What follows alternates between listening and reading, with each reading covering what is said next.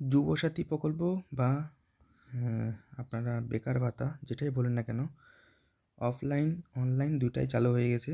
অনলাইনটা অনেকে জানে না, সেটা আমি আপনাদেরকে জানিয়ে দিচ্ছি। তো এখানে ডকুমেন্টস কী কী লাগবে আপনার স্ক্রিনশটে এখান থেকে আপনাকে দেখানো হচ্ছে। দেখেন, আপনার ছবি, আপনার অ্যাডমিট কার্ড, আধার কার্ড, ঠিক আছে, যা যা আছে এখানে সব পিডিএফ ফর্মে লাগবে। ফটো তুললে হবে না। 300 কেবির মধ্যে আপনারা পিডিএফ বানিয়ে কনভার্ট করে রেখে দিন।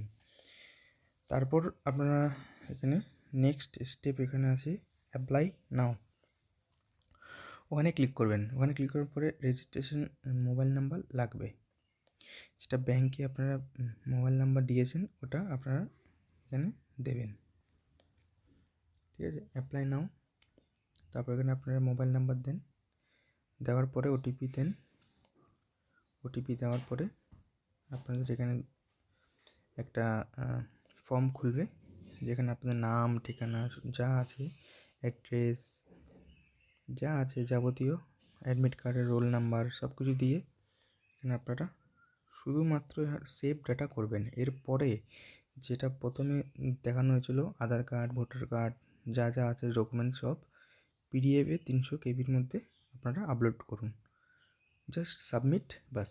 একনলেজমেন্ট নাম্বার আসবে, নাম্বারটা আপনারা যত্ন করে রেখে দেবেন বা প্রিন্ট আউট করে রেখে দেবেন। মাঝে মধ্যে 1 মাস 2 মাস পর চেক স্ট্যাটাস বলে একটা অপশন ছিল না প্রথমে, ওখানে গিয়ে আপনারা চেক করতে হবে, ঠিক আছে। চেক যদি না করেন তাহলে আপনাদের কিন্তু এটা বন্ধ হয়ে যেতে পারে, ওটা ওখানে লেখাই আছে ডিটেলসে। আর আপনারা জব সিকার বা এমপ্লয়মেন্ট ব্যাঙ্কে যেটা ফর্ম ফিল আপ করেছেন ওটা দিয়ে হবে না, আপনারা অফলাইনেও করতে পারেন। সেম ফর্ম অনলাইনেও এখন চালু হয়ে গেছে। তো ভিডিও কেমন লাগলো আপনারা অবশ্যই আমাকে জানাবেন, আর সাবস্ক্রাইব করবেন এরকম ভিডিও পাওয়ার জন্য।